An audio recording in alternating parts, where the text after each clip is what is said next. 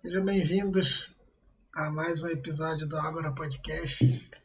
Você aí que nos acompanha ao vivo aí, pode dar um salve no chat que a gente está de olho aqui todo mundo. Dê feedback aí também de volume, de voz, esse tipo de coisa, se está todo mundo certo aí. Tá de olho todo mundo, fale por você. Eu não...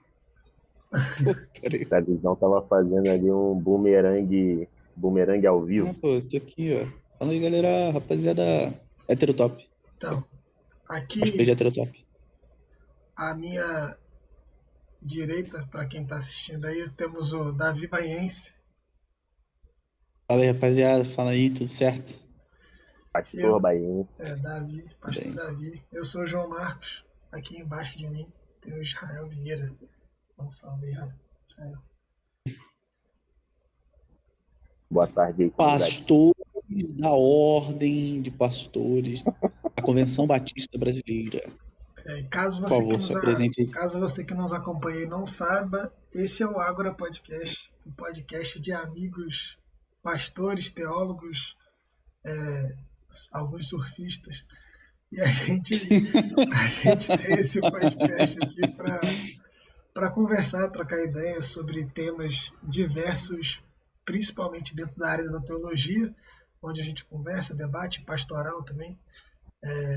Meus amigos aí podem definir isso melhor que eu. Mas, apesar de tudo, nós somos amigos. Apesar de sermos companheiros de profissão e de ministério, somos amigos, nos conhecemos na faculdade. E você é muito bem-vindo a participar dessa conversa com a gente. Então, pode se interagir aí com a gente pelo chat, que a gente vai ter o prazer aí de ler. Valeu a Gica aí que já mandou dizendo que tá ruim, mas tá bom. Então, prazer de ler eu não sei, mas que a gente vai ler, com certeza. A gente vai ler. A gente espera que seja prazerosa a leitura, né? Seja uma leitura prazerosa. Mas é isso. Esse é o nosso primeiro episódio oficial, né, digamos assim. Não vai ser mais escrito teste, então se der errado não é porque a gente está testando, é porque a gente é burro mesmo. Mas é isso. Que a gente é burro é uma constatação, não precisa nem do episódio para mostrar isso agora. Tô falando mais de mim, eu acho que pode ter mais erro nas questões técnicas aqui. O teste ele dava uma tranquilidade, né? Agora faz, é melhor postura, né? Seria teste ali na frente, dava um... Seria legal a gente manter o teste, né? Episódio teste 150, quem sabe um dia. Ia ser maneiro, a gente ia ficar mais tranquilo. A gente muda o nome de Agora Podcast para Teste Podcast, ia ser legal. Eu acho legal. Podcast. Os artistas fazem um monte de ensaio aberto, por que a gente não pode fazer teste? Em forma de live. Procurando um nome, podcast, hein? Podcast tá sempre aí, hein? Podcast. Anota aí. Podcast. Legal, então é isso. Nosso tema de hoje, escolhido aí como uma forma também de divulgar o nosso Medium.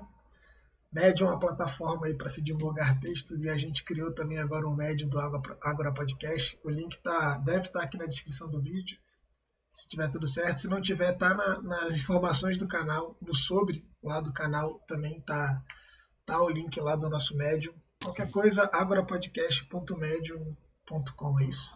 Isso, né? Dá para você acessar lá e você já terá o primeiro texto postado que tem a ver com o nosso episódio de hoje, que inspirou nosso episódio para a nossa conversa de hoje, que é a respeito da imagem de Deus. Que imagem nós temos de Deus? Pode falar. Pensando com trocadilho, né? Que é o homem, imagem de Deus. Fala aí, Davi, nosso autor, né? O autor da semana, que trouxe a inspiração aí sagrada para o nosso contexto e para o nosso tempo. Bom, como o João falou, caso alguém queira acessar esse ou outros textos que a gente vai começar a produzir, esse é o único que está lá por enquanto, é só você procurar de novo agorapodcast.medium.com e você consegue acessar lá os nossos documentos, nossos textos. Mas ao invés de fazer quando a gente está falando de imagem de Deus, ao invés de pensar numa perspectiva bíblica do que seja a imagem de Deus e tudo mais, a gente pode até pincelar isso. mas é tratar sobre como a gente vê Deus mesmo. A imagem de Deus aqui é nesse sentido, de como que a gente enxerga Deus, quem é Deus para a gente. Mas quando a gente fala de imagem de Deus, a não ser que seja para falar que o ser humano é imagem e semelhança de Deus e tudo mais, fica parecendo um negócio estranho. Porque parece coisa, é coisa de católico, e coisa de católico é necessariamente ruim, é coisa necessariamente de idolatria e tudo mais, já associam imagem de Deus, a não ser que seja o ser humano, com os mandamentos falando de não fazer imagem de escultura e tudo mais. Mas do que a gente está tratando aqui é sobre as formas como a gente enxerga Deus. E é importante, como ponto de partida, a gente estabelecer que é impossível não se relacionar com Deus, ou com os outros, ou com o mundo, que não seja a partir de imagens. Ninguém aqui é filósofo, a gente não manja muito desses assuntos, mas isso é meio... Sei lá, a experiência nos mostra isso de alguma maneira. A gente se relaciona com um certo tipo de pessoa, se porta numa conversa, a gente fala com ela de acordo com a imagem que a gente tem dela. Então, o racismo, por exemplo, é uma amostra de que a imagem que nós temos de pessoas com pele escura é uma imagem negativa, depreciativa. E é uma construção coletiva e social de que pessoas de pele escura têm necessariamente ou muito provavelmente pouco estudo, ou são violentas, ou, por exemplo, a figura da mulher preta briguenta, quizumbeira, é sempre a mulher preta que é a quizumbeira. Ou, quando foi Dia Internacional da Mulher, a imagem que a gente tem de que a mulher é culpada. A gente teve, o pessoal até no Big Brother, isso só apareceu, eu sou fã de Big Brother. Então, apareceu essa semana o cara culpando a mulher por conta do ficante dela escolher outro cara para se dar bem no lugar dela e tal. Então, a gente sempre tem imagens. Essas imagens que eu dei como exemplo são negativas. Mas as pessoas têm imagens a respeito do que deve ser a igreja. E isso pode ser bom, uma imagem que a igreja é um lugar onde você vai encontrar ajuda. A pessoa tem isso no imaginário dela. E aí, quando ela precisa de ajuda, quando o calo aperta, ela busca uma igreja. E a gente se relaciona assim com tudo, a partir de imagens, mediados pela imagem. A imagem acaba mediando a nossa relação. O problema é quando essas imagens elas se tornam o todo.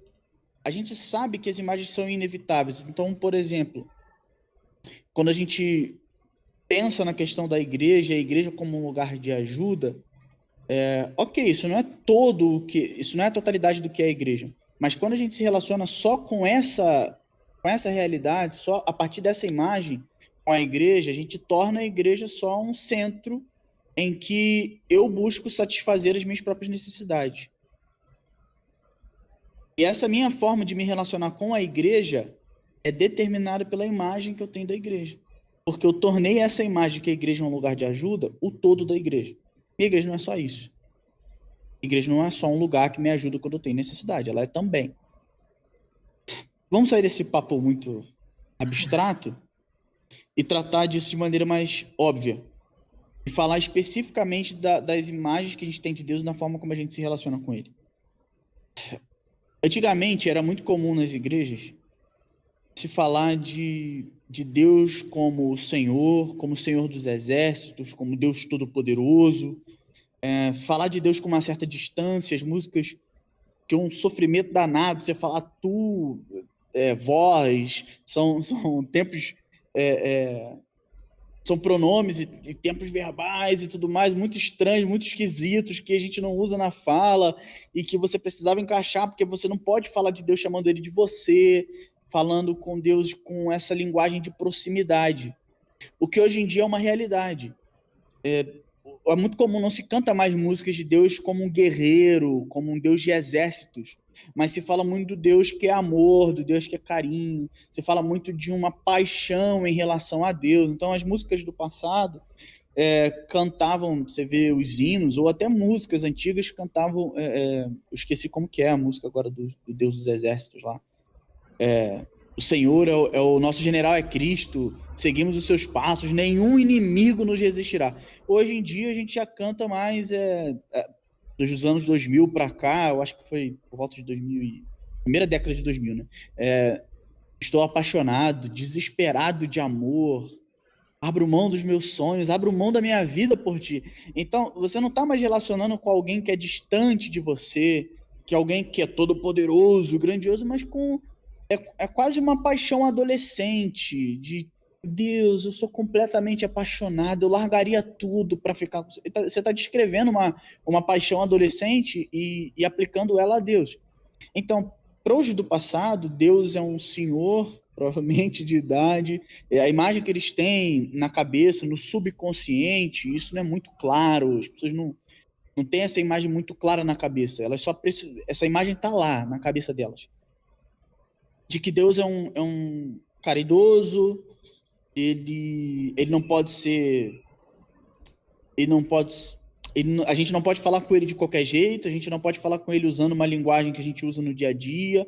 Quando a gente vai orar, a gente entra na presença de Deus de maneira especial, e aí você não pode usar nem boné. Eu lembro que eu tive que tirar várias vezes boné quando eu ia para a igreja, ou quando eu ia cantar, tocar alguma coisa na igreja, não podia usar, porque aí não, é falta de reverência, ou a oração não passava do boné, não passava do teto, porque estava impedindo, falta de reverência, enfim.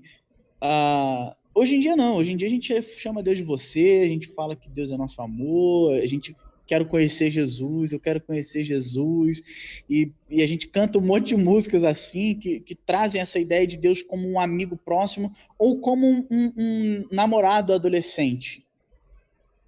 Se enfatiza muito a igreja como noiva hoje, enquanto no passado se enfatizava, num passado recente, claro, se enfatizava muito a igreja como o exército de Cristo, coisa do tipo. Isso tem a ver com a forma como se enxerga Deus. A forma como as pessoas enxergavam Deus e enxergam Deus hoje determinam as canções, a forma de oração, a forma de se portar, por exemplo, num ambiente litúrgico, enfim. Fala aí, João.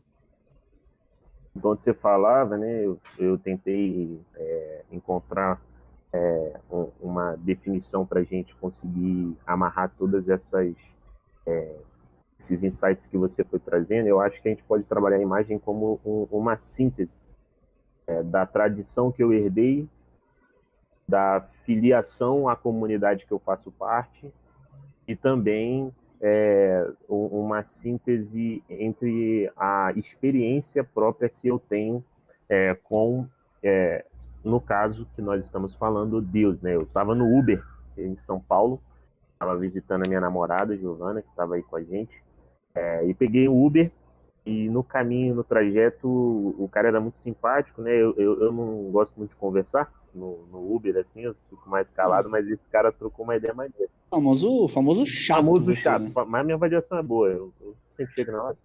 Mas ele estava compartilhando que, tipo assim, a mãe era da igreja e no momento ele lamentou, tipo assim, eu sei que eu tô afastado, que eu preciso voltar e tudo mais, mas deu para perceber que a experiência dele no circuito eclesiástico, né, aliado à tradição que ele recebeu da parte da mãe e aliado também à comunidade que ele está afiliado agora, politicamente, culturalmente, dão uma certa imagem de Deus. E eu acredito que a imagem que a gente está tentando trabalhar aqui é sempre essa síntese.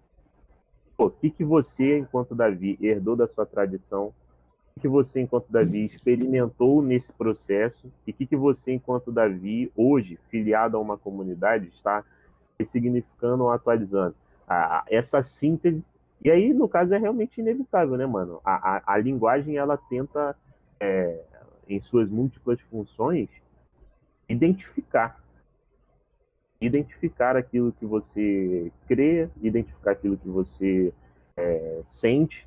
Então, é inevitável passar por esse processo, assim, a imagem. Eu quis fazer logo esse... Ninguém acorda um dia, assim, à tarde e fala, vou pensar, quem é Deus? Aí naquele dia que você acordou, você decidiu pensar nisso, você fala, tá bom, vou traçar quem é Deus para mim. E aí, a partir daquele dia, você, caramba, tudo muda e agora você só se relaciona com Deus daquele jeito? Não, é uma caminhada a partir da tua experiência, da tua história, da tua cultura.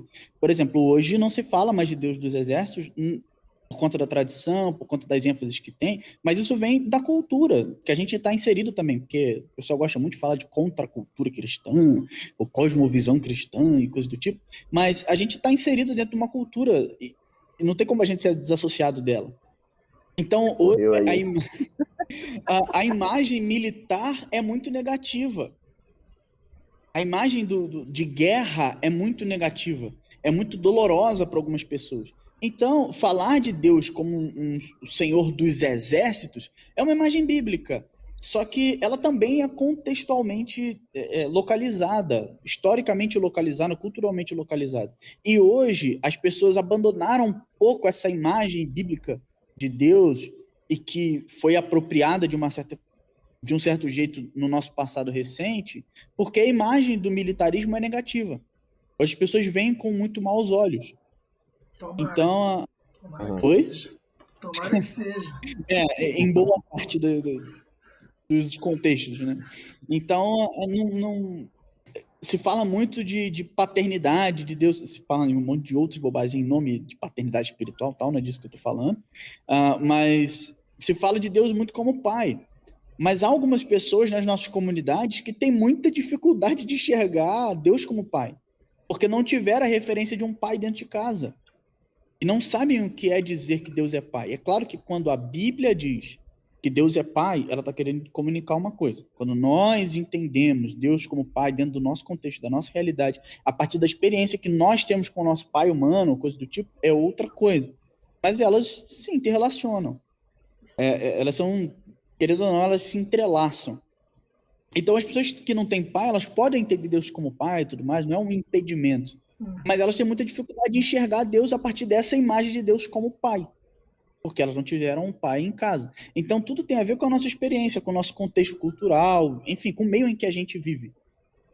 Então a espiritualidade, ela está inserida na nossa vida, na nossa cotidianidade, no nosso dia a dia, e porque o nosso imaginário, o nosso inconsciente ou subconsciente, seja, é moldado por esses ambientes em que a gente vive. É moldado pelos relacionamentos que a gente tem, é moldado pelas músicas que a gente ouve, é moldado pelos programas de TV que a gente vê. E é moldado também pelas liturgias que a gente participa, não só as liturgias culturais do mundo, que é essa rotina do trabalho, dos programas, das músicas, mas como as liturgias cristãs, do culto doméstico, do culto público no domingo, enfim, das minhas orações, das minhas devoções, tudo isso molda o nosso imaginário. Então, e é importante que se diga, não dá para falar de Deus a não ser a partir de imagens, como eu disse no início, tudo que a gente enxerga, com tudo que a gente se relaciona mediado por imagens, mas com Deus isso é ainda mais especial, porque a gente não consegue entender Deus, a gente não vê Deus quando a gente vai na padaria comprar um pão, Deus não tá, você fala, pô, e aí, quanto tempo, tal, você aperta, dá um abraço, aperta a mão, dá um abraço, o que foi? Fala por você, né, mano? Não, é que tem, eu lembro que tinha um pessoal da minha igreja, uma senhora, fala, não, porque a minha avó, ela é muito íntima de Deus.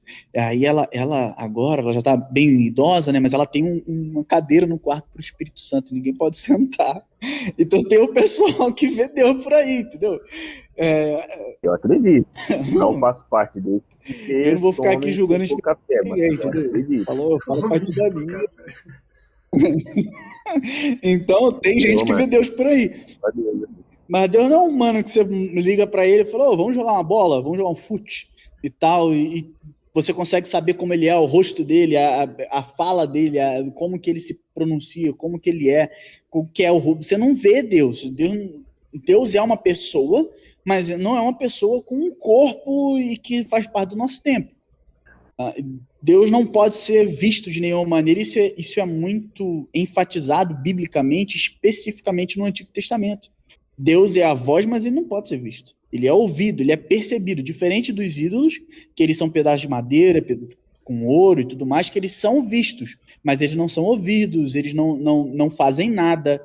O ídolo, ele é visto, mas ele não tem nenhum efeito. Ele não tem nenhum poder, nenhuma capacidade, nenhuma liberdade. Ele não é vivo, ele não tem fôlego de vida. Mas Deus é aquele que é... Tem olho, mas não vê.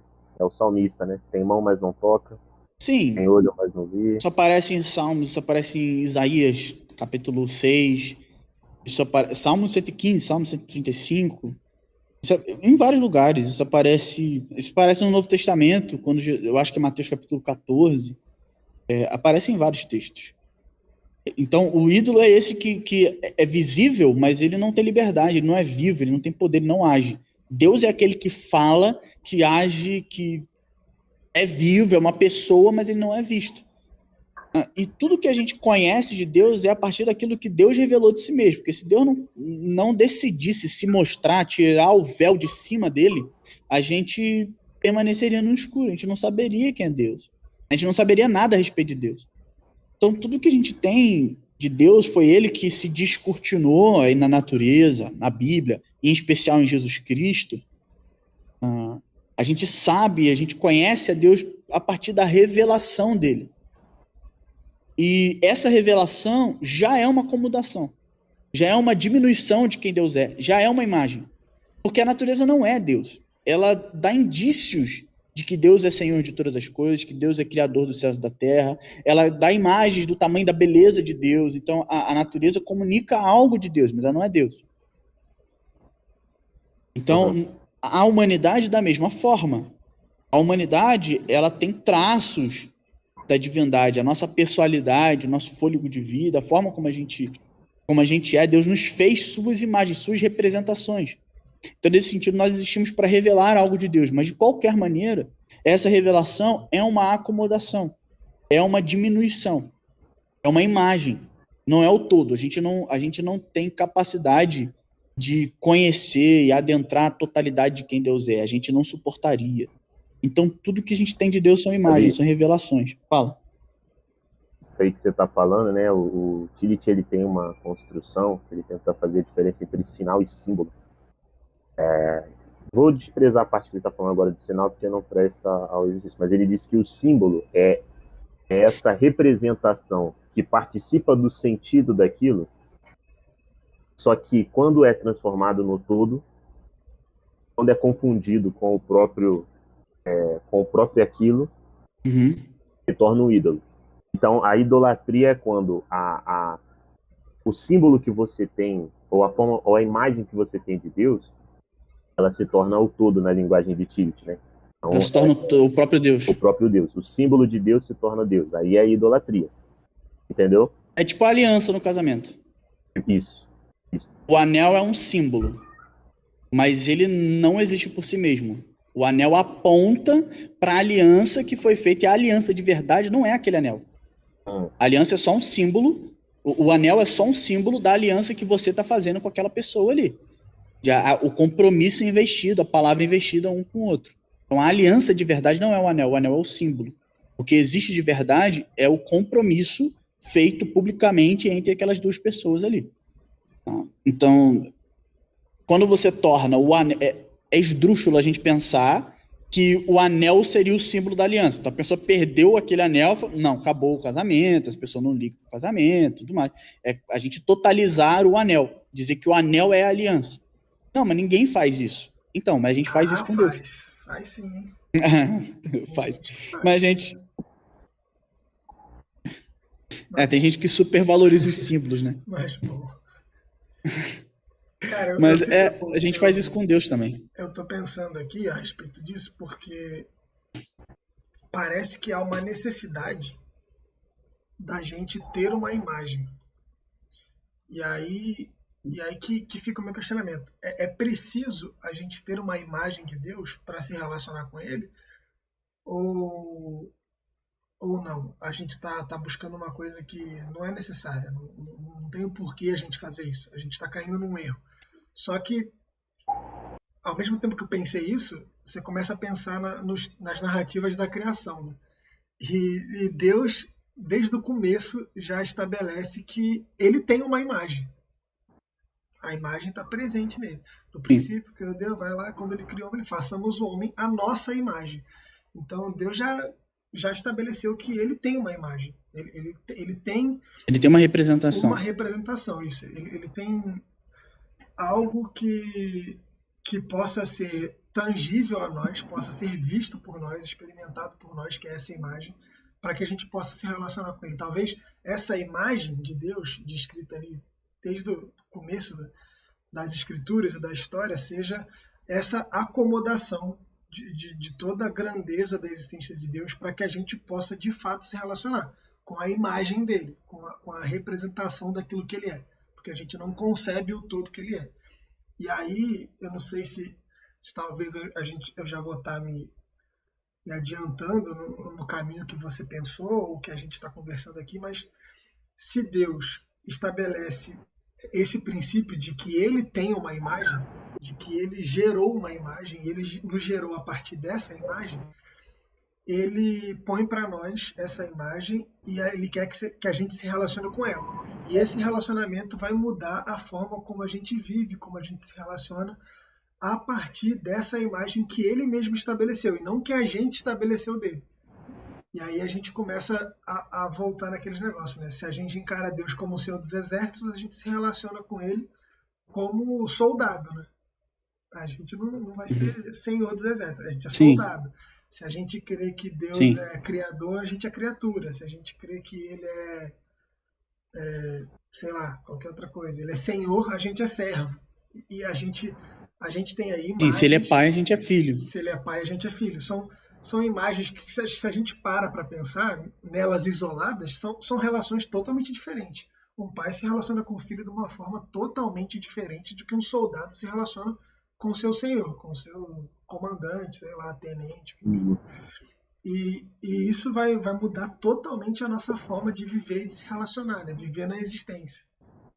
Sim, exatamente esse ponto. Fala, João.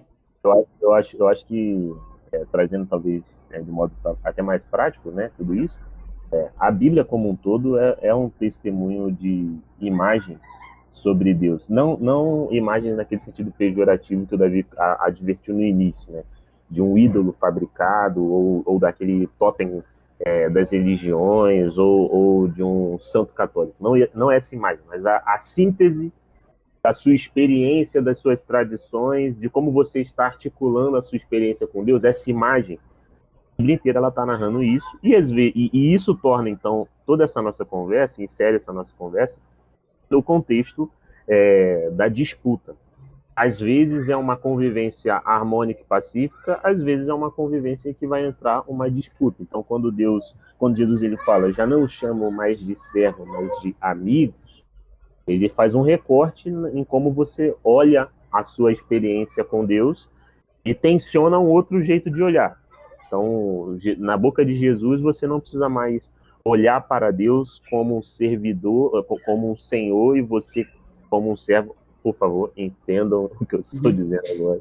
Não, estou falando que vocês entenderam. Mas, pô, não é uma relação de vassalagem, vamos botar assim, entendeu? Que era um senhor de escravo e um escravo. Jesus fala, não, agora vocês podem se aproximar dele na compreensão de um filho, ou na linguagem paulina, de um pai, o espírito no nosso meio. São linguagens e imagens que, nesse contexto aqui, estão harmonizadas, em outros contextos estão totalmente tensionadas, né? E se jogam num conflito. Então, eu acho que nessa primeira fase, você que chegou até aqui com a gente, eu acho que até então nós estamos falando sobre essa ideia de que, assim, é indispensável, é imprescindível, cara, o movimento de você ter uma imagem sobre Deus. Inevitável. É inevitável, exatamente. É inevitável você construir uma imagem sobre Deus, porque quando você está tentando fazer a síntese das suas experiências, da tradição de onde você veio e da comunidade de onde você está, você vai acabar construindo e chegando a uma conclusão sobre quem Deus é. E aí é onde a gente acaba entrando no fato de que, bem, estamos então diante de no contexto pastoral, a gente tem um problema, né, mano? Temos um problema, porque como essa pessoa vai fazer essa síntese, vai ser decisivo para como ela vai organizar a sua espiritualidade e a sua vivência com Deus. E aí, essa síntese acontece como? Talvez o pastoreio seja exatamente isso, né, mano? Um auxílio, um serviço a comunidade, nós três que somos pastores, a como essas pessoas vão fazer essa síntese, essa imagem. Como elas vão chegar nessa imagem. Sim, você falou da Bíblia. A Bíblia é, em alguma medida, o registro de várias imagens que tiveram de Deus na Vou botar história. no chat. É o registro é um registro polifônico de várias imagens. Então, há várias imagens de Deus na Bíblia. O Deus, como Deus é Senhor dos Exércitos, é Senhor dos Exércitos. Deus é Senhor, como um Senhor de escravos, dentro dessa linguagem bíblica, desse contexto cultural, Deus é Pai, também. Então, não tem uma imagem de Deus. Deus é um só. Só que a gente não consegue se relacionar com Deus a não ser por meio de imagens. Porque tudo que pra gente entender, pra gente se relacionar com o mundo, a gente torna tudo em imagem, em linguagem. Então, pra gente, não tem como. Quando você vai orar, e se você acha que Deus é alguém muito irado, muito raivoso, você se relaciona com Deus com medo. Aí, ou com medo mesmo, você ora sempre muito amedrontado, medindo muito tuas palavras e pedindo perdão dos teus pecados, sempre só isso, ou você não fala com Deus e você se distancia dele, porque você enxerga ele como alguém muito irado. Se você enxerga Deus como alguém muito benevolente, muito bondoso, que não liga para pecados, você não tem peso na consciência nenhum quando você percebe os teus pecados e se chegar diante de Deus em oração. Se você entende Deus que é amor e não é justiça. Brincadeira. Calma aí que eu não tô falando disso aí, não. Mas a forma como você enxerga Deus, como você pensa Deus, e de novo, você não senta um dia na tua cadeira e você fala, eu vou pensar. É o que o João falou. É uma síntese da tua cultura, da tua experiência, da tua história. Você imagina Deus de algum jeito. Se a tua igreja te ensinou a pensar Deus de algum jeito, com as músicas, com as liturgias, com os ensinos, com a música lá do Diante do Trono, algumas crianças aprenderam que quem pecar vai pagar, quem pecar vai morrer. Então imagina a cabeça dessas crianças para se relacionar com Deus. Agora, hoje em dia, há muitos jovens, enfim, que estão fazendo novas igrejas, inclusive, e que tem o que a gente chama que o Bonhoeffer chamava de graça barata e tudo mais, o evangelho da hipergraça que se fala hoje em dia, de que Deus é amor e tá tudo certo, e Deus é graça o tempo todo, e é só graça, e no seu amor não está implicada a justiça dele, ou a ideia de justiça é uma ideia de justiça em que não há punição, e Deus não há ira. Eu não tô fazendo juízo de valor, só tô falando sobre possíveis imagens de Deus. Mano, eu acho que eu tenho duas coisas. Uma é uma provocação e outra é um testemunho de como isso acontece dentro da própria Bíblia, né? O Hebreus, ele começa o texto dele dizendo que Jesus, ele é o resplendor da glória e a expressão da substância.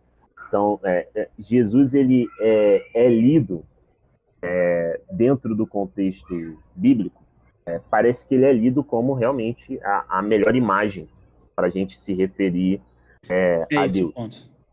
Então, isso já é um percurso que acontece narrado dentro do próprio texto bíblico. Eu acho isso legal de se constatar, né? Não é somente um exercício que nós estamos fazendo hoje, mas é um exercício que os apóstolos, eles reconheceram e fizeram ao redor de Jesus. Então, eles olharam a movimentação de Jesus e viram que aquilo era um testemunho do próprio Pai. Aquilo era uma revelação do próprio Deus. Jesus é a imagem de Deus ganhando profundidade. Deixando de ser pura imagem. E na teologia de João, isso é muito importante. A gente viu a verdade, a gente tocou a verdade, a gente ouviu a verdade. E essa verdade é a imagem de Deus tomando forma, tendo profundidade. Eu não citei isso, eu cito isso no texto, inclusive, mas é esse o ponto. Deus se revela na gente, Deus se revela na natureza, mas a revelação que Deus escolheu como especial, absoluto e mais, definitiva, é Jesus Cristo. E em Jesus a gente tem a imagem de Deus, mas mais do que a imagem. É a imagem tomando profundidade, deixando de ser pura imagem. Sim.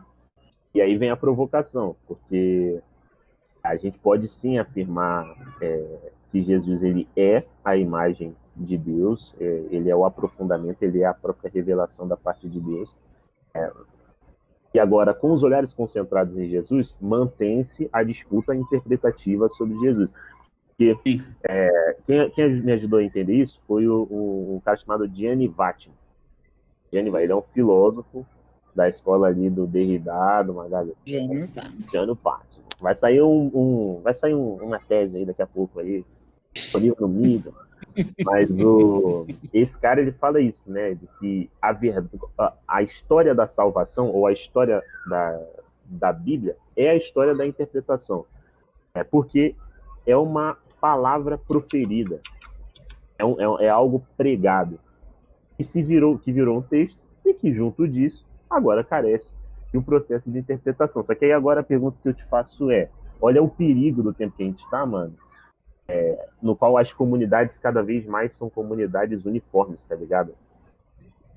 Não são mais comunidades plurais. E aí, é claro que que vai se articular uma síntese, uma imagem sobre Deus, mano, ela é única, entende? E aí isso é um problema. Então, é também do nosso contexto da pastoral, de alguma forma, criar caminhos para se desvendar essa pluralidade. Porque eu parto do ponto de que toda comunidade ela é plural. A gente sentar e começar assim, a lançar uma luz sobre um tema específico, a gente vai ver que há muitas leituras e discordâncias. Só que o nosso tempo ele não tem esse processo de aprofundamento, que a rede social não é tempo de aprofundamento, então as comunidades são comunidades, cara, de interesse e que acabam absolutizando uma compreensão apenas, uma síntese, uma imagem apenas de Deus. Isso é um problema sério, né, mano? Sim, porque primeiro ela deixa de ser infiel à Bíblia de cara, porque a Bíblia é polifônica nas suas imagens. E você falou de Jesus, assim, Jesus é uma imagem que tomou profundidade, ele não é pura imagem, apesar de ser imagem de Deus, mas a gente, assim como Deus, Pai, a gente não vê Jesus quando a gente vai comprar pão. A diferença de Jesus para o Pai é que teve uma galera que viu. Teve uma galera que foi na padaria, no mercado, um dia comprar os bagulho e viu Jesus. Entendeu? Então, a questão é que a gente não viu. A gente agora não viu, mas Jesus foi um ser histórico. Ele foi uma imagem que teve profundidade. Ele era uma representação de Deus, ele era uma pessoa. Uma pessoa, Deus também é uma pessoa, mas é uma pessoa histórica. Mas a gente não tem mais acesso a essa pessoa histórica. A gente só tem acesso a Cristo na nossa vida comunitária, a partir da leitura bíblica, a partir do testemunho interno do Espírito Santo na gente. Então, Jesus, a gente tem acesso a Jesus, contato com Jesus. Então, não é uma imagem puramente assim, construção nossa. O Espírito Santo nos comunica quem Jesus é de verdade. Mas quando a gente acessa Jesus pelo texto bíblico, pelo Novo Testamento, o que a gente tem também são imagens. Porque é texto, é linguagem. Então a gente não tem a pessoa de Jesus, não é o que está descrito no texto. Não quer dizer que o que está descrito no texto não seja fiel à pessoa de Jesus. Ela é, mas não é a totalidade. De novo, é a imagem. Então, mesmo de Jesus, a gente só tem imagem. A gente só tem imagem. A não ser que Jesus estivesse aqui do nosso lado, na nossa frente aqui.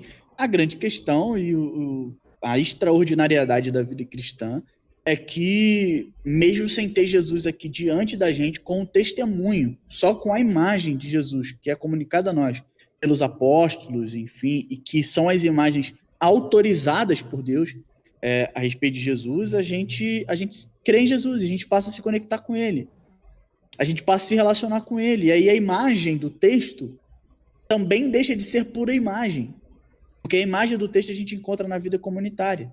A imagem do texto a gente encontra na vida de oração. A imagem que está no texto, ela salta do texto. E ela também toma profundidade novamente. Então a gente não encontra Jesus mais, como o pessoal da época, no período do Novo Testamento, encontrava quando vai no mercado. A gente ainda encontra Jesus. Então não é imagem vazia. Assim como a imagem de Deus não é vazia. Não é uma imagem oca, como os ídolos. Deus está lá. A questão é que a gente se relaciona com ele mediado por imagens que estão no nosso subconsciente. A grande questão, e eu acho que é o ponto que você está levantando, é quando a gente totaliza a imagem. Então, Deus é Senhor dos Exércitos, Deus é só Senhor dos Exércitos. Ou Deus é da forma como eu enxergo, é só da forma como eu enxergo. E tem um monte de pastor por aí que faz isso. Um monte de congresso por aí que faz isso. Deus é dessa forma que eu estou descrevendo. Quem Deus é? Ponto 1, tal. Ponto 2, tal. E a Bíblia não faz isso. A Bíblia não tem essa preocupação. A Bíblia conta histórias de Deus se revelando com o povo. A Bíblia é essencialmente narrativa. E aí que a gente cai no fundamentalismo religioso. Quando a gente totaliza a imagem e quando a gente totaliza a nossa imagem. A gente deslegitima todas as outras imagens de Deus, tipo, indistintamente. Não quer dizer que toda imagem de Deus é boa e é fiel à Bíblia ou é verdadeira, mas também não é só uma, entendeu? E por isso que é importante, né, mano, esse caminho de profundidade e caminho da pluralidade, mano. Porque se não tiver a diferença de tradição e as diferentes sínteses que eu tenho lendo o texto bíblico, acessando o testemunho das imagens de Deus que eu vejo na Bíblia, com a do Davi, com a do João, mano, já era. É o meu Deus, a minha imagem, a minha semelhança. E aí, amigo, é um estalo para isso aí virar uma comunidade de iguais, né, mano? Uma comunidade de iguais. Pode ser, e aí, estendendo essa reflexão, né? Geralmente quem totaliza só uma imagem de Deus tem, talvez, 3 caminhos. O primeiro é defender pela força. É o Davi falando, é isso aqui, amigo, eu sou pastor, fiz teologia, eu estudei hebraico e grego no curso A. Eu não vou falar, né? Mas... Eu tenho autoridade para dizer qual é a imagem certa de Deus. E se não gostou, vai embora e ainda vai amaldiçoado aqui. O segundo é quando isso nasce espontaneamente dos interesses em comum de um grupo, né, mano? Um grupo elencou isso como algo e vai manter isso aí fiel até o fim. A internet, ela é assim, né, mano? Hoje é um fenômeno muito curioso, cara, porque o Papa não sabe ler Bíblia, a OMS não sabe de saúde, o STF não sabe julgar. É uma rede, assim, de descrédito de umas autoridades, e aí você precisa de um médico que defenda a sua parada. Então, tipo assim, a pessoa, ela tá somente procurando, assim, autoridades para validar a imagem aquilo que ela tem, previamente já quer, exatamente. Aí são comunidades igualmente, assim, uniformes, né, mano? Então, eu não sei se tem outro caminho, mas eu acho que esses 2 exemplos, assim, essas 2 formas de totalizar uma imagem é muito perigoso. Quando eu faço isso pela força, eu vou lá e falo, não, João e Davi, vocês não têm pedigree teológico, então calem a boca, assumam que o que eu estou lendo é certo. Eu acredito, você está fazendo mestrado, eu deixo quieto. Aí, ou vem aí espontaneamente a gente se encontrou e falou, é isso mesmo que eu acredito, vamos. E aí é só um igual, né? É meio que paradoxal, né? Porque a gente vive num tempo em que você tem uma uniformização ao mesmo tempo que você tem uma super personalização. Então, tipo, esse movimento da pessoa buscar alguém que diga a mesma coisa que ela, só para ela dizer, tá vendo? Tá validada a imagem que eu tenho, só para ela não mexer com a imagem que ela tem. E aí, entrando no caso, as pessoas têm diversas imagens de Deus e constroem a partir da cabeça delas. E hoje, desde ambientes sincréticos, religiosos, com outras religiões e tudo mais, até ambiente dentro da igreja, mas que você constrói imagens, assim, de Deus e que não tem nada a ver com as escrituras, com as imagens que as escrituras nos dão.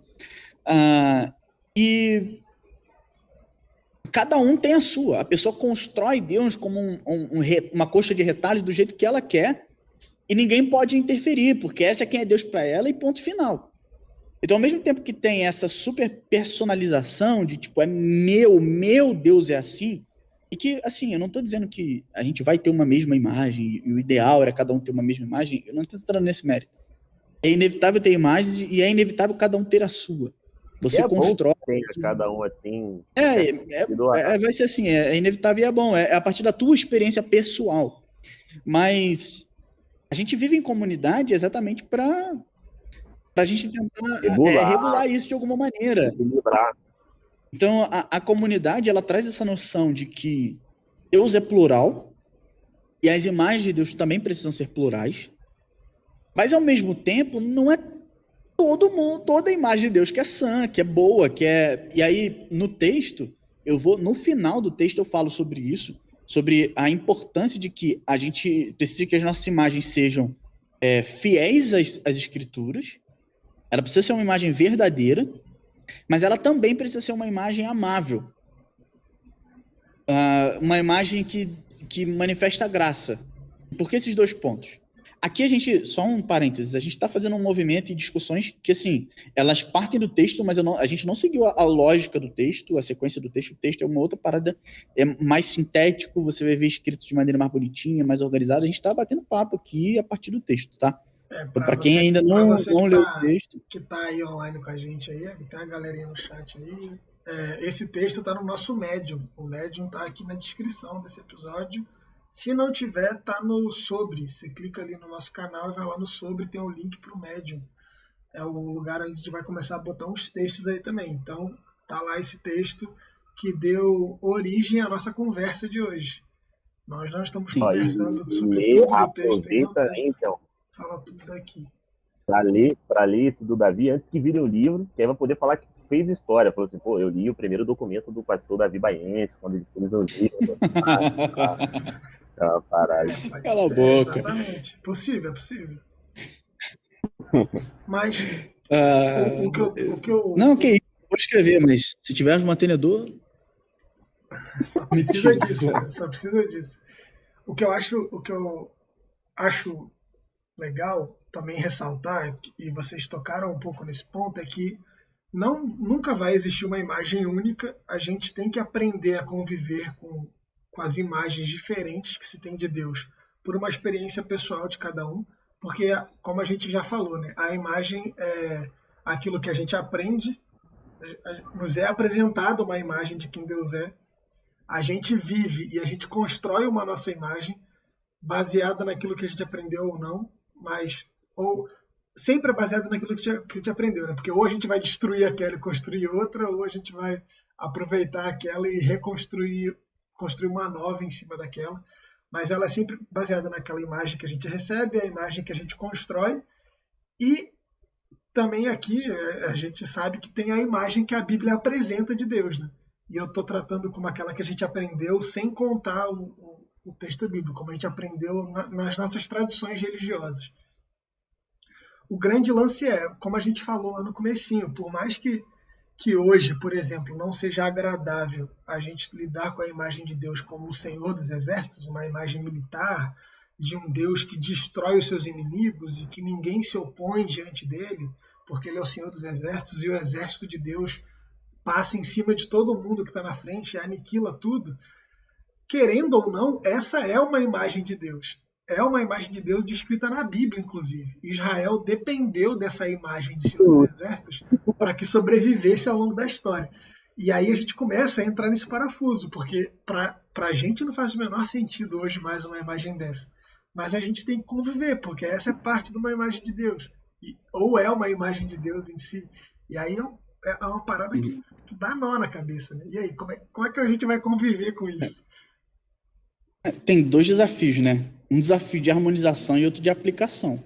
Como que você harmoniza as diversas imagens que tem de Deus na Bíblia? Então, por exemplo, uma forma de harmonizar é você falar que esse aí é o Deus do Velho Testamento, do período da lei, o Deus da graça agora é o Deus do Novo Testamento, ele não é mais o Deus do exército. Não é bem harmonizar, né? Substituir. Então, você faz uma substituição. Depende. Vou harmonizar jogando Pastor Bela Gil, né? Você pode substituir esse Deus aqui por esse aqui. Então, tipo... Eu acho que é a metáfora perfeita. Você pode substituir esse Deus por uma melancia. Mas é isso. Tem formas que você pode considerar boas e ruins de harmonizar, mas isso é um desafio. Por exemplo, é parte do exercício da própria, que a gente chama de teologia bíblica, isso. Como que você harmoniza os diversos textos bíblicos? Como você harmoniza as diversas imagens que tem de Deus ao longo do texto bíblico? Uma das formas comuns de harmonizar é essa aí, de dizer que o Velho Testamento era um, o Novo Testamento é outro. Isso é uma coisa, isso é um desafio. E que eu não tenho respostas prontas assim, tem que pensar. Mas é um projeto, né, Davi? É um projeto, mano. Tipo, isso é um projeto enquanto você vive. Você vai demandar essas habilidades porque é aquilo que esse cara falou, mano. Eu acho que tudo depende da postura com qual você abraça isso. Há aqueles que ficam com muito medo e receio de você falar que é uma interpretação que você precisa fazer. E aí ficam falando, mas aí vai ser, e aí? Vai interpretar como? Mas e aí? E vai valer tudo, não vai valer nada. E outras pessoas vão falar assim, cara, não, abrace isso de maneira positiva. Por isso que eu tô gostando desse cara, mano, desse Gianni Vatman, porque ele falou assim, cara, a verdade, ela tá dentro dos horizontes do discurso. E a verdade, ela tá dentro do horizonte de uma comunicação. A fé vem pelo ouvir. Você ouve uma palavra, você lê um texto, a verdade está aí. Não é que não existe verdade, existe, ela está aí. E vai demandar de você uma postura de, manusear tudo isso, né? E a história inteira, eu acho que é um desafio desse. Eu acho que os católicos, eu comentei recentemente com um professor no mestrado, que o cara, ele falou isso, ele falou, eu acho que a gente católico tem uma facilidade um pouco maior, porque a gente pode jogar para conta do Papa, né? O que o Papa falar, O que ele falar, o você Papa decidir ler, bota nas costas dele, né? Já era, tá lá. Aí eu ri, eu falei, mas nem isso mais é suficiente, né? Foi o que eu vi. Eu vi um tweet, mano, esses dias, da pessoa falando, não, alguém tem que ensinar esse Papa a ler a Bíblia. Eu falei, gente, ensinar o Papa Eu acho a que ler se a tem Bíblia. alguém que sabe ler a Bíblia, é o Papa. Não, esse Papa não leu a Bíblia. Eu falei, como não, gente? Então, tipo, 60 anos lendo. é uma necessidade, mano. É uma necessidade, assim, lidar com essas tensões. E eu acho que eu, na minha pastoral, tenho tentado 3 caminhos, e é o que eu imagino que é uma pastoral da reconciliação, uma pastoral da pluralidade ou uma pastoral antifundamentalista. Não tem um nome necessário para isso, mas a primeira é uma nova postura hermenêutica, mano. Eu acho que a gente precisa ter isso. Essa ideia de que é plural, é polifônico. A interpretação ela acontece dentro de terrenos assim delimitados, ou seja, você interpreta à luz da sua tradição, à luz das suas referências, à luz da sua comunidade cultural, política. Então é óbvio. Quem você entende que Deus é, ou como você imagina Deus, não é a única forma de entender, de uma nova enxergar. postura hermenêutica, porque um cara dos Estados Unidos, e tem um vídeo de um pastor que é muito referência para nós três aqui, que ele vai falando disso. Não tem como. Eu tô falando de Evaldo. Não tem como. Eu falei, referência dos Estados Unidos? Silas Malafaia, né, cara? Não, mas, tipo, não tem como você chegar no mesmo lugar que um cara que é milionário na Califórnia.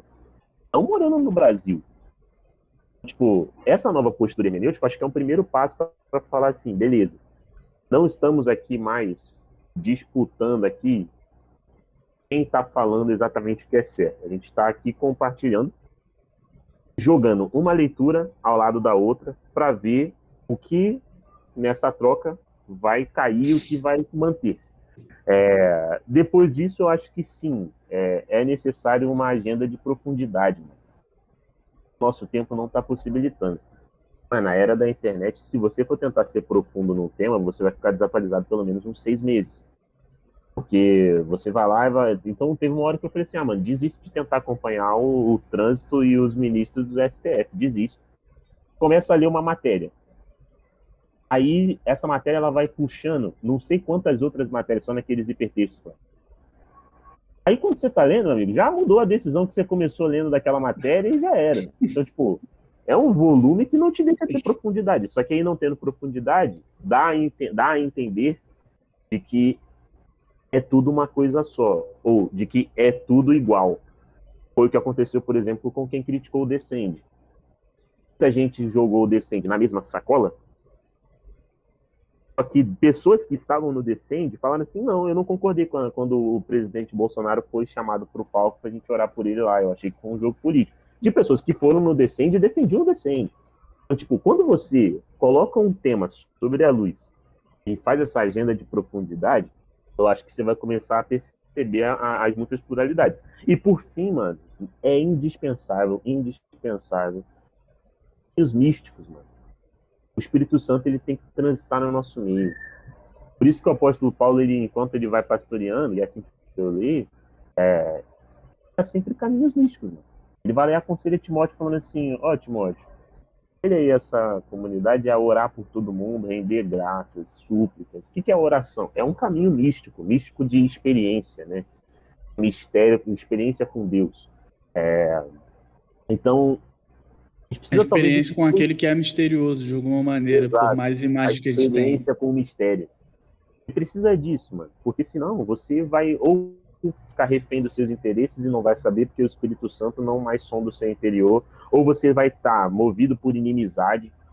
Então, é muito louco quando o apóstolo Paulo fala assim: ora por todo mundo, pelos governantes, para que haja paz e dignidade, e assim todos chegarão à verdade. Tem que ter mística, mano. Precisa ser uma comunidade mística. Precisa ser uma comunidade que está tentando ouvir o Espírito Santo, que tem convivências que possibilitam a passagem do Espírito Santo. Então, imagens de Deus. Imagens de Deus, tá aí. Eu tinha falado sobre a questão da harmonização, do outro desafio como a aplicação. Eu acho que isso que você falou, entra esses 3 pontos que você falou, de novas hermenêuticas, de ter uma postura mais humilde, nesse sentido das novas hermenêuticas, de ter a experiência mística de estar sensível ao Espírito Santo, e o outro ponto qual foi? O do meio? O do meio foi a agenda de profundidade. Sim, de se aprofundar e tudo mais. Está num limbo entre o que eu falei sobre a harmonização das imagens bíblicas de Deus e das aplicações. Porque o João falou, como é que a gente lida então com o Deus dos exércitos? Tem que lidar. Então, um desafio é a harmonização, mas o outro desafio é a aplicação. Então, é um desafio meio exegético de entender como uma leitura bíblica, e outra como que a gente faz essa aplicação para a nossa realidade. Então, quem são os inimigos de Deus hoje? Quem são os exércitos que estão em guerra com Deus hoje? E aí você pode aplicar isso, você pode fazer a harmonização do jeito bom ou ruim, e você pode fazer a aplicação do jeito bom ou ruim. E você pode, inclusive, fazer uma boa harmonização e aplicar do jeito ruim, ou fazer uma harmonização ruim e fazer uma aplicação boa. Então, por exemplo, há pessoas que fazem boas harmonizações bíblicas, e que não são as minhas, mas, sei lá, dos meios reformados, teológicos e tudo mais, pode até se ter pessoas que fazem boas leituras bíblicas, boas harmonizações das imagens de Deus que tem na Bíblia, e que têm lógica dentro de si e tudo mais, elas harmonizam muito bem os textos bíblicos, as formas como o texto bíblico fala de Deus e da vida cristã e tudo mais. Só que na hora de aplicar isso, elas são muito fundamentalistas. Elas promovem violência com o discurso delas.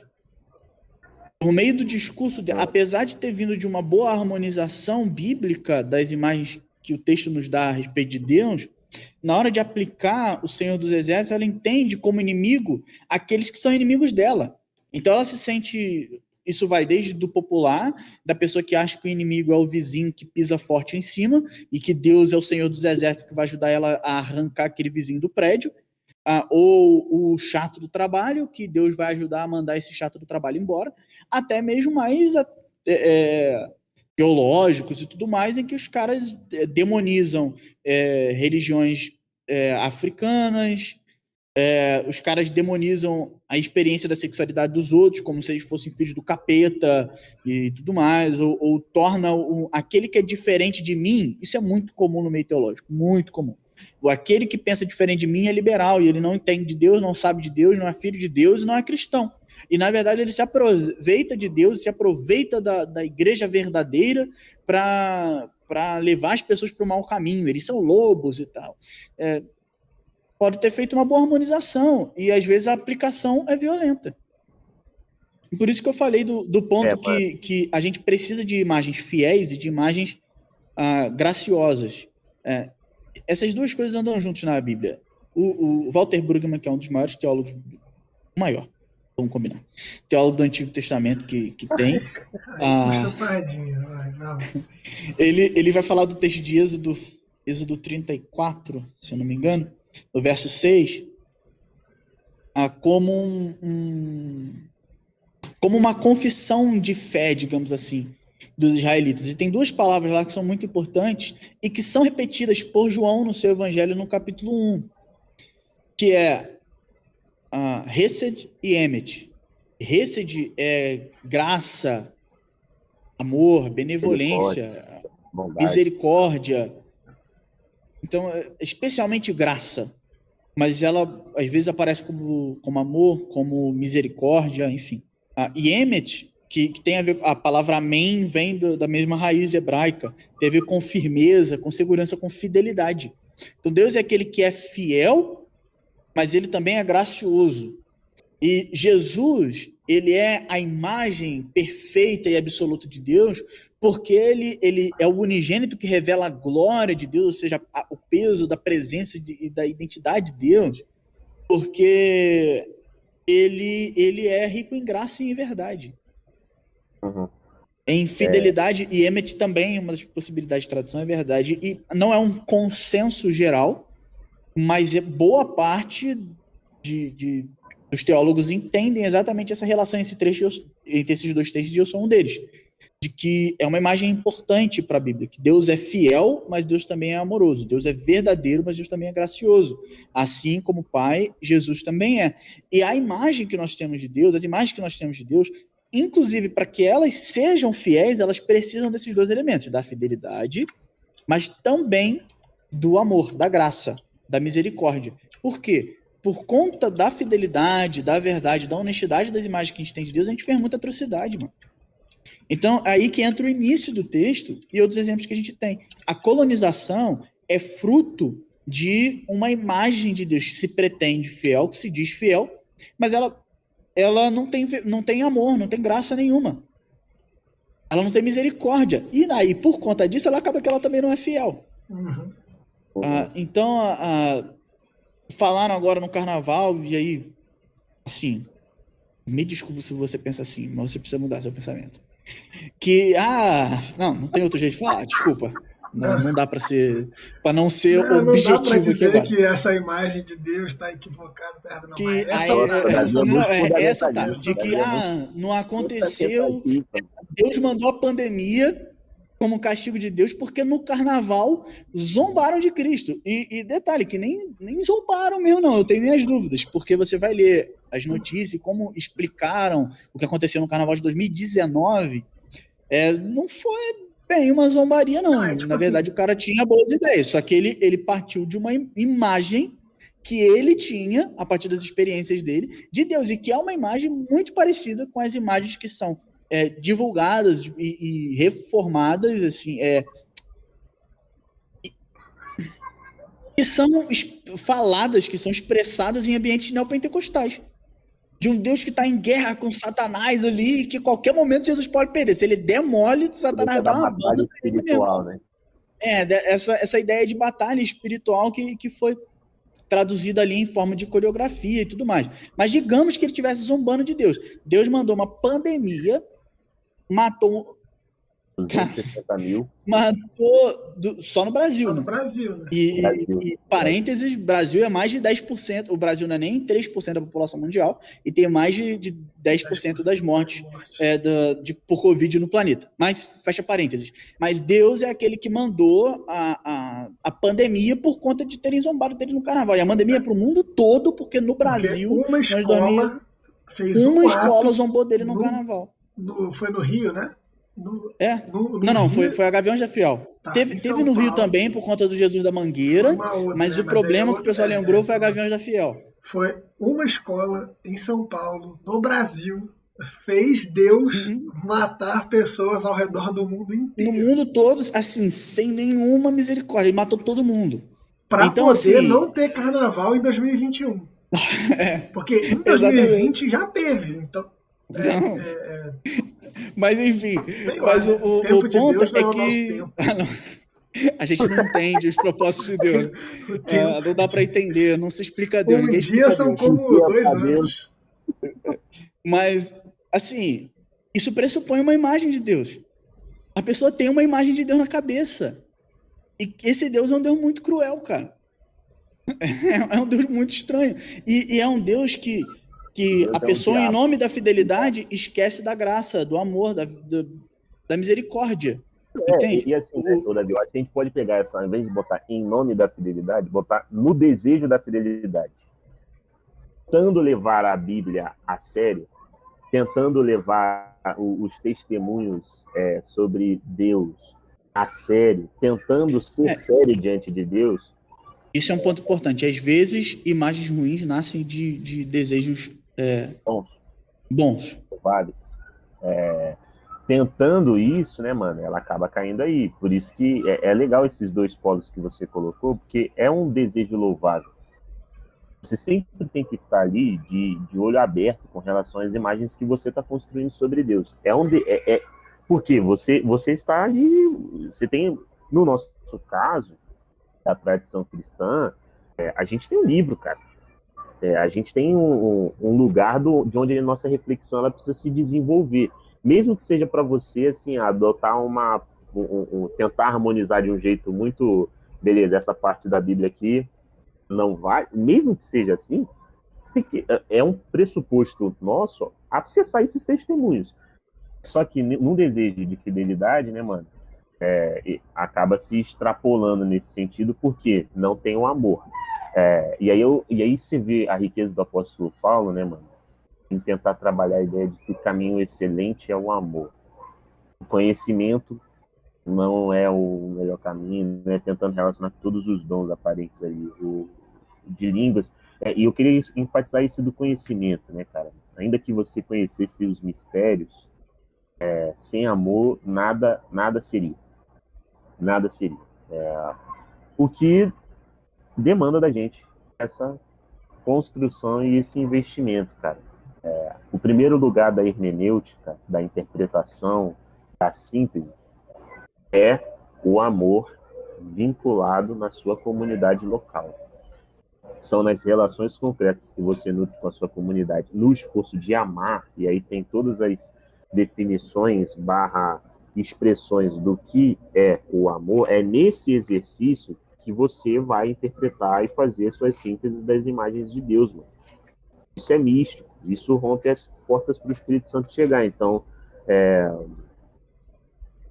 cadê? E não só na sua comunidade presente hoje, mas na história da igreja exato. também. Porque o Espírito Santo age na igreja. Então, a história da igreja tem algo a comunicar de valioso pra gente. E a sua comunidade de fé também, em especial. Então, ainda que eu falasse a língua dos homens e dos anjos, se não tivesse amor, seria como o bronze que soa. Estamos no casamento, né? Agora. Ainda que tivesse o dom da profecia, o conhecimento de todos os mistérios. Mano, olha isso. Pelo amor de Deus. Ainda que tivesse o dom da profecia, o conhecimento de todos os mistérios e de toda a ciência, ainda que tivesse toda a fé a ponto de transportar montanhas, se eu não tivesse amor, eu não seria nada. Mano, é aquilo. Ainda que você soubesse de cabo a rabo o hebraico, o grego, as ciências, as filosofias, tudo isso, mano, se isso não parte do amor, que não é ciumento, que não se vangloria, que é servidor, não vale nada. Então, esses dois pontos aí são muito fundamentais, Davi. Te encorajo a escrever mais ao redor disso, ao redor desses dois critérios. O desejo de fidelidade e a nascente do amor, né? Bom, a gente falou bastante. Vamos tentar trazer isso para o chão aqui. Sintetizar é um desafio aí. A gente falou bastante coisa. Mas, quando eu concluir, só dá tchau e vai embora, porque não vai conseguir fechar. A gente deu muito tempo. A gente falou muito. Sim, não, mas eu gostei da conversa. Não, não acabou ainda, mas muito difícil concluir, bom. É muito difícil concluir, só dá tchau. Fala assim, mas estamos caminhando para uma conclusão aí. Só dar um salve aqui, Davi. Você que está no chat aí, se quiser comentar qualquer coisa para a gente ler, interagir, alguma dúvida, alguma pergunta, algum pensamento, alguma ideia. Alguma música, queria pedir. Pedir uma música, aí é vacilo. Mas fica à vontade aí. Daqui a pouquinho a gente já vai dar um salve em todo mundo que apareceu aí. Não deixe de se inscrever, não sai da live sem deixar sua inscrição no nosso canal, é muito importante pra gente. É isso, vai. Manda bala, né? Tá, tentar sintetizar e começar a partir para pelo menos duas aplicações aqui que eu pelo menos tinha na cabeça, eu imagino que vocês tenham outras. Mas o impulso que me leva a escrever é que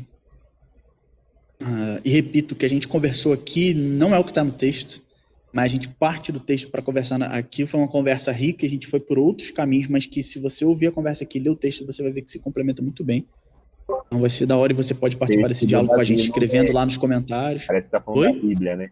Parece que tá falando da Bíblia, o texto do Davi, o texto do Davi ali no médio. É o meu texto no médio, quem é Deus para você? Mas o impulso que me leva a escrever é que eu parti de uma noção de que todo mundo tem alguma imagem de Deus, pressupõe alguma imagem de Deus no seu subconsciente. Você imagina Deus de alguma maneira. Então, porque a pessoa de Deus a gente não consegue entender completamente. Então a gente precisa conceber alguma imagem de Deus para se relacionar com ele. As imagens são inevitáveis na nossa vida, especialmente na nossa relação com Deus. E a imagem que a gente tem de Deus, de como Deus é, de quem Deus é, de como Deus age, como eu devo me portar diante dele, as imagens que nós temos de Deus determinam a forma como eu me relaciono com ele, nas minhas orações, na minha devocional, na forma como, enfim, eu participo do culto e tudo mais. Mas a imagem que eu tenho de Deus determina também a forma como eu me relaciono com o próximo.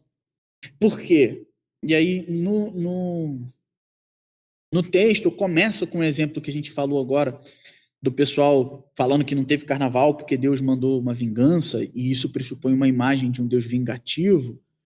Mas um outro, o que é porque na semana que eu estava terminando o texto apareceu isso, eu já incluí. Mas a imagem principal que eu tinha na cabeça era de um pastor, que agora é deputado, falando num congresso grande, pentecostal. É antigo o vídeo, mas é famoso, dele falando que queria muito estar lá quando foram tirar o corpo do John Lennon do lugar onde ele estava quando ele morreu. Ele morreu assassinado e levou 3 tiros. E aí esse pregador falou, foi um em nome do Pai, um em nome do Filho e um em nome do Espírito Santo. Assim, o cara tem na cabeça dele uma imagem de Deus, de que Deus mandou alguém dar 3 tiros Deus no maluco. Meu irmão. Não, Deus mandou uma pessoa dar 3 tiros numa outra pessoa só porque esse cara falou, numa entrevista, falou, a gente é mais famoso do que Jesus. Que é mais conhecido, né? A gente é mais conhecido que Jesus. Como se Jesus então, assim, ofendesse com um negócio desse. Não. Jesus nunca foi atacado de jeito parecido. Assim, só que quando a gente olha para a Bíblia, na verdade, os maiores ofensores de Jesus são os religiosos. Mas, enfim, tirando esse parênteses, foi esse impulso de olhar, cara, essas pessoas têm uma imagem de Deus, e essa imagem de Deus determina a forma como eles se relacionam com Deus, e aí se relacionam com muita culpa, ou com muita paixão, ou, enfim, mas determina também a forma como a gente vive como sociedade. Então, essas pessoas têm uma imagem de Deus em que alguém que faz alguma coisa no carnaval merece ser punido, e não só por Deus, mas merece ser punido pelo governo, pelo Estado, e o Estado tem que ser um braço de punição de Deus contra essas pessoas que são contrárias à opinião dela, à forma dela de enxergar, enfim, e o nosso presidente tem como slogan Deus acima de tudo, Deus acima de todos, enfim. Então, essas pessoas pressupõem uma imagem de Deus. Isso determina a forma como elas se relacionam com os outros. As maiores violências feitas na história são em nome da religião, em nome de Deus. Então, a forma como a gente pensa, imagina Deus, as imagens que a gente tem de Deus no nosso subconsciente são muito boas, são muito importantes, mas também são muito perigosas. Exatamente porque elas determinam a nossa relação com Deus e determinam a nossa relação com o próximo. Para a gente ter uma boa relação com Deus, uma relação saudável, uma relação com o próximo, a gente precisa ter boas imagens. E aí, para isso, a gente precisa que essas imagens sejam biblicamente fiéis, mas também que elas sejam eticamente amorosas. A gente precisa dessa preocupação. A imagem que eu tenho de Deus é uma imagem que é fiel às Escrituras. E essa imagem que é fiel às Escrituras é de um Deus que é sanguinário, de um Deus violento, ou é de um Deus amoroso? Porque se a forma como me relaciono com Deus, sobre a imagem que eu tenho de Deus, determina a minha relação com Deus e com o próximo, dependendo de quem eu acho que é Deus, eu faço qualquer coisa em nome dele, e essas coisas não vão ser legais. Isso pode destruir a nossa sociedade, pode gerar morte. É por causa da imagem que o ISIS tem de Deus que eles fazem o que fazem. O ponto é, como que essas imagens chegam até nós? Elas chegam até nós por meio das nossas construções, da nossa experiência, da nossa tradição religiosa, da nossa igreja, dos nossos encontros, dos cultos, das nossas leituras bíblicas, da cultura em que a gente se está inserido, e isso acaba também moldando as imagens que a gente tem de Deus. E a gente precisa ter essa preocupação, porque dependendo da forma como a gente se relaciona com Deus, a nossa identidade é forjada de uma certa maneira. E para que o nosso testemunho, nós estamos no mundo para isso. E para nós isso aqui é muito caro, né? Enquanto pastores e teólogos latino-americanos e que pensam a partir da América Latina. Tem uma missionalidade muito importante. Então, a nossa vida no mundo é uma vida missional, é uma vida de testemunho. Deus nos fez imagem para que nós o representássemos. Então, a imagem que nós temos de Deus, no final das contas, vai mexer com a nossa identidade, vai forjar a nossa identidade. E a nossa identidade é uma identidade que revela o Deus verdadeiro ou revela um Deus sanguinário? Ou revela um Deus irado o tempo todo? Ou revela... Entende? Então, as aplicações que eu tenho para isso são duas. Uma, a gente precisa pensar nas nossas liturgias. Tanto nas liturgias que eu estou chamando de liturgias culturais, eu estou usando uma ideia que é do James Smith, de outros caras, que são rotinas que guiam o nosso imaginário, que moldam o nosso imaginário. Então, a forma como a gente vive, a nossa rotina, o nosso dia a dia, vai mexendo na forma como a gente imagina e entende o mundo. E então, a gente precisa de liturgias cristãs, a gente precisa de culto comunitário, a gente precisa de encontros comunitários, que não precisa ser no auditório, mas a gente precisa de encontros, a gente precisa de amizades espirituais, a gente precisa de conselhos espirituais, a gente precisa de devoção pessoal, a gente precisa de rotinas cristãs que preencham o nosso imaginário e o nosso coração de quem Deus é e de imagens bíblicas de Deus, de imagens amorosas de Deus, para que assim a nossa identidade seja forjada, seja formada de maneira a revelar o Deus verdadeiro e revelá-lo de maneira fiel no mundo. Então a gente precisa ter cuidado com as liturgias que a gente assume. As liturgias culturais estão guiando a nossa vida, a gente precisa de liturgias cristãs. As liturgias cristãs que nós adquirimos, que Deus que está sendo comunicado, que imagem de Deus está sendo comunicada nessa liturgia? Quando nós nos reunimos em culto, quais as imagens de Deus que estão sendo comunicadas ali? Como que o pastor fala? Como que são as músicas que nós cantamos? Como nós começamos o culto? É uma comunicação, é muito mais do que propositiva, racional, mas é afetiva, é imperceptível. Mas na forma como a gente vive a nossa liturgia e as nossas rotinas cristãs, elas vão comunicando para a gente uma imagem de Deus. A segunda aplicação, e aí não é pensando mais pastoralmente assim, como o que a igreja precisa fazer, mas eu perguntaria para o ouvinte quem é Deus para você. Eu acho que diante de tudo que a gente falou, tem um exercício prático que você precisa fazer imediatamente. E é um exercício contínuo, de olhar sempre para que Deus é esse que você adora, que Deus é esse com quem você se relaciona, que imagem é essa que você tem de Deus? Essa imagem é biblicamente fiel? Essa imagem te conduz a uma vivência violenta com as pessoas? Essa imagem te conduz a uma convivência nas tuas relações que diminui as pessoas que estão ao teu redor, te leva a pisar nas pessoas, te leva a usar as pessoas, te leva a desprezar as pessoas? Essa imagem que você tem de Deus no teu inconsciente é uma imagem fiel biblicamente, de acordo com as imagens que a Bíblia nos comunica, ela está lá, mas ao mesmo tempo ela te joga para uma vida comunitária na fé cristã, mas também uma vida com a tua família, com a sociedade, de maneira a promover justiça, a promover paz, a promover harmonia, a promover dignidade, valorização da vida do outro. É uma imagem que promove exatamente o oposto. Porque existe um impulso dentro de nós igual o impulso que esse pastor que a gente citou tem. A questão é que ele deu ouvidos. E às vezes a gente deu ouvidos também, mas a gente não percebe. Ou às vezes a gente não deu ainda, mas a gente está a ponto de dar ouvidos a esse impulso de enxergar Deus como um ser que é violento. O perigo do fundamentalismo sempre ronda a gente, entende? o perigo de promover violência em nome de Deus está sempre aqui. Existe um colonizador dentro de cada um de nós. Então a gente, por amor a Deus e amor às pessoas e amor a nós mesmos também, porque dependendo da imagem que Deus determina a forma como a gente se relaciona, a autoimagem da gente com a gente mesmo, né? A autoimagem.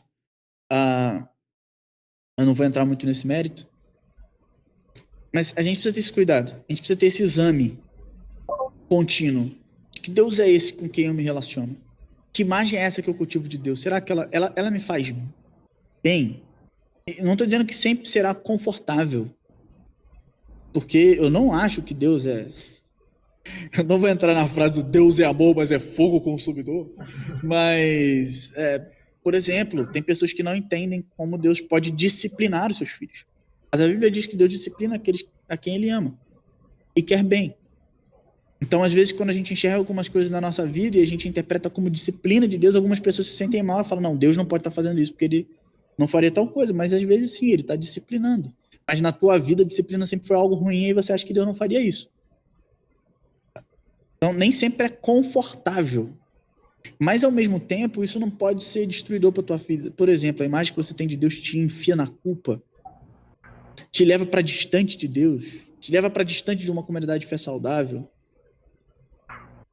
É um exame importante para a nossa relação com Deus, para a nossa relação conosco mesmo, para a nossa saúde mental, emocional, espiritual, para a nossa saúde, para a saúde das nossas relações.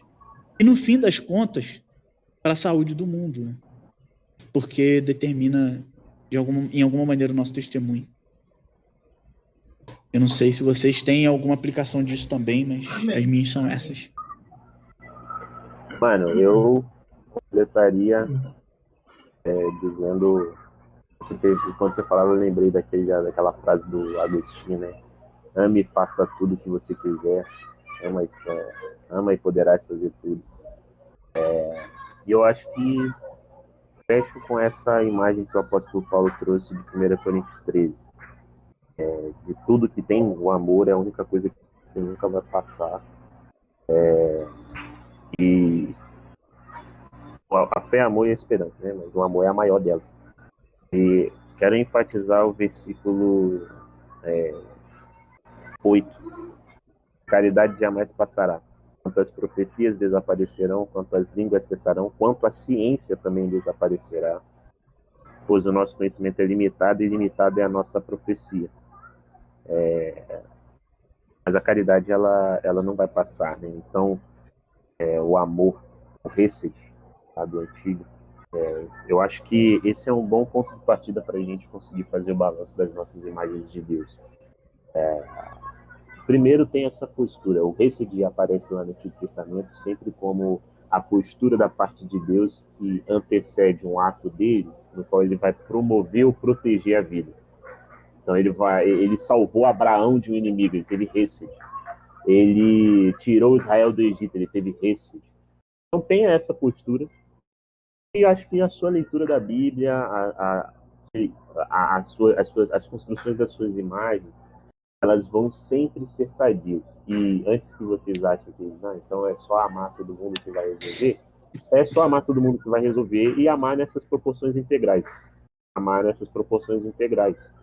Porque se eu amo Davi e eu vejo Davi destruindo a vida dele, eu eventualmente terei que falar, Davi, não, você não está pronto para isso. Davi, não, você não deve. Davi, não, você precisa sair daqui. Davi, você está errado. O encontro da reconciliação, né, quando você é ofendido e vai atrás de alguém que Jesus fala, eu identifico esse o movimento da narrativa. Jesus falando, vai lá atrás do seu irmão e tenta ganhá-lo. Tenta conseguir. Você não vai atrás do irmão para falar que reivindicar um débito que ele te causou. Você vai lá atrás do seu irmão para falar, Davi, você está destruindo sua vida, cara. E isso talvez é o processo de uma disciplina, né, eventualmente, que Deus faz na nossa vida, né? Então, ame suas imagens de Deus serão imagens sadias.